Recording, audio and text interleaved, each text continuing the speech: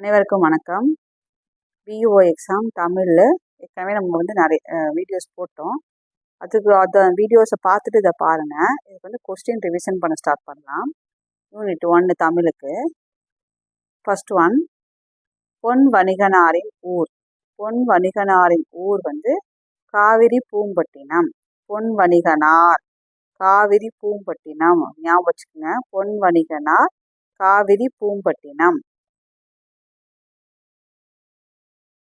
முல்லைப்பாட்டு எந்த நூல் வகையை சார்ந்தது?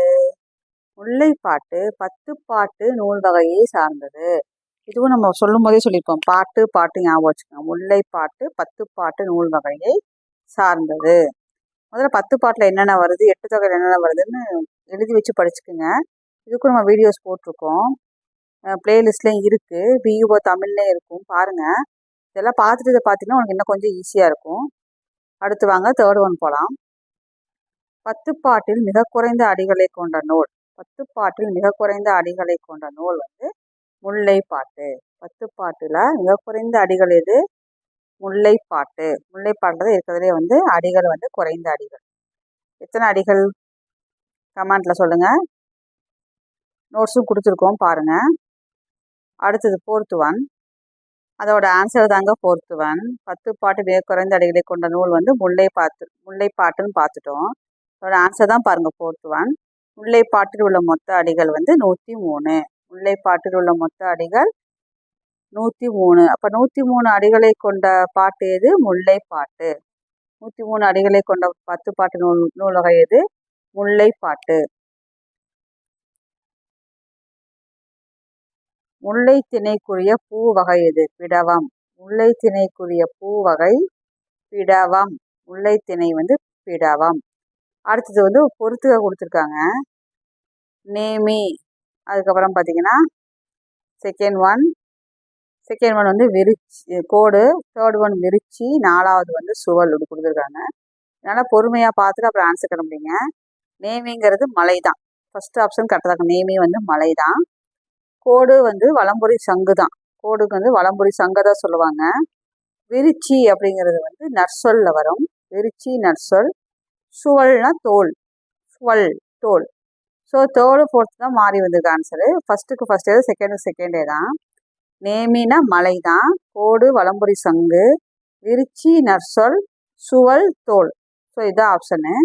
கீழே ஆன்சர் அப்படியே எழுதியிருக்கேன் பாருங்க. கீழே ஆப்ஷன் தனியாக ஆன்சரோட எழுதியிருக்கேன் பாருங்க. இதை அப்படியே நோட் பண்ணி வச்சுக்கோங்க.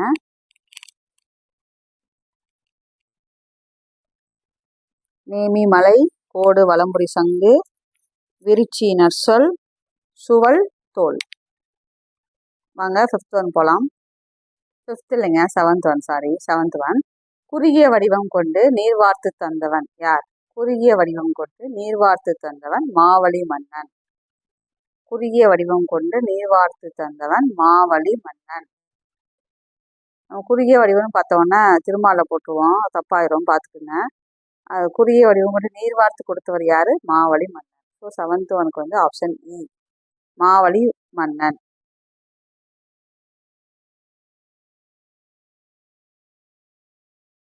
அடுத்து எய்த் ஒன். வலம்புரி சங்கு பொறித்த கைகளை உடையவர். இது நம்மளுக்கு ஈஸி தாங்க. வலம்புரி சங்குன்னு பார்த்தோன்னே நம்ம என்ன பண்ணுவோம்? திருமால் தான். திருமால் தான் என்ன பண்ணுவார்? வலம்புரி சங்கு கைகளை வைத்திருப்பார். ஸோ அதுக்கு எய்த் ஒன் கன்ஃபியூஷனே கிடையாதுங்க, திருமால். அடுத்தது 9th ஒன்.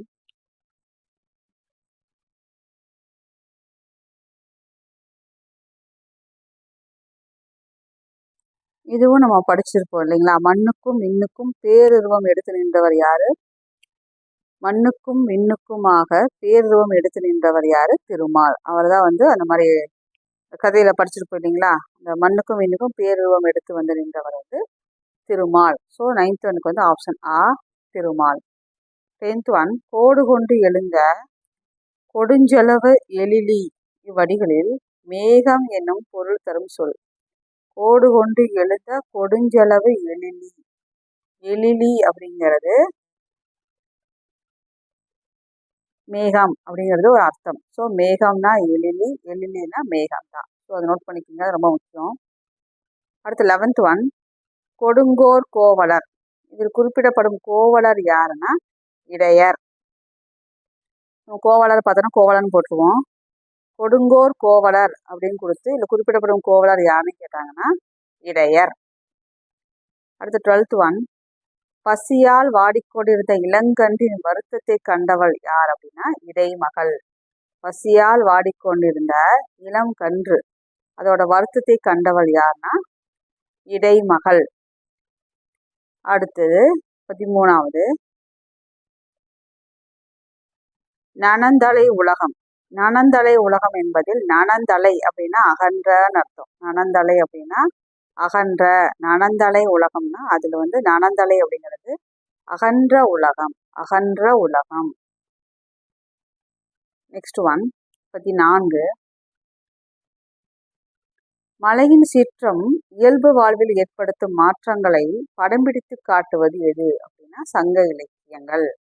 மலையினோட சீற்றம் இயல்பு வாழ்க்கையில எவ்வாறு மாற்றங்களை ஏற்படுத்துது அப்படின்னு ஒரு படம் பிடிச்சு காமிக்கிற மாதிரி உள்ளது எதுன்னா சங்க இலக்கியம் தான் அந்த மாதிரி நம்மளுக்கு செய்திகளை வழங்கியுள்ளது. அடுத்து 15.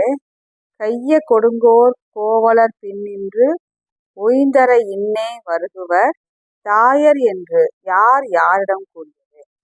கைய கொடுங்கோர் கோவலர் பின்னின்று உய்தர இன்னே வருகுவர் தாயர் என்று யார் யாரிடம் கூறியதுன்னா இடைமகள் இளம் கன்றிடம் கூறுகிறார். இடைமகள் தான் இளம் கன்றிடம் கூறுகிறார்.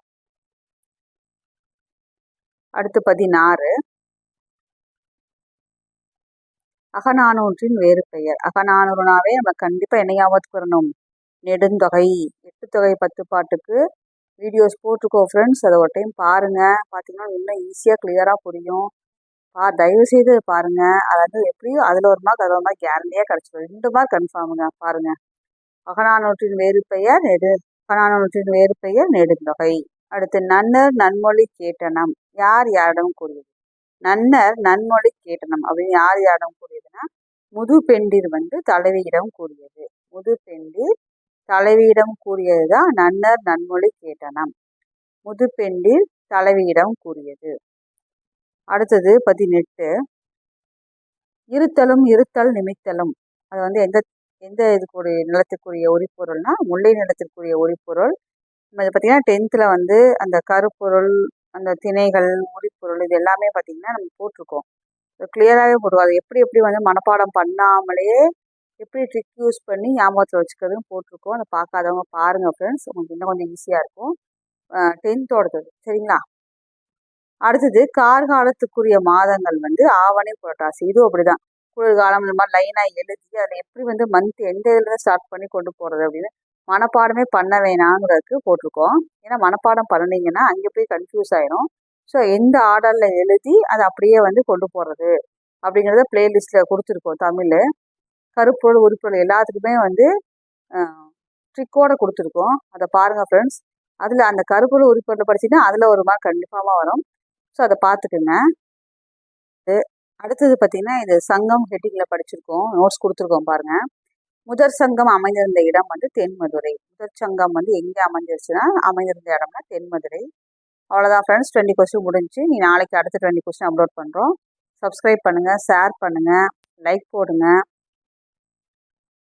சப்போர்ட் பண்ணுங்கள் ஃப்ரெண்ட்ஸ். நன்றி, வணக்கம். அடுத்த வீடியோவில் சந்திப்போம். Thank you very much.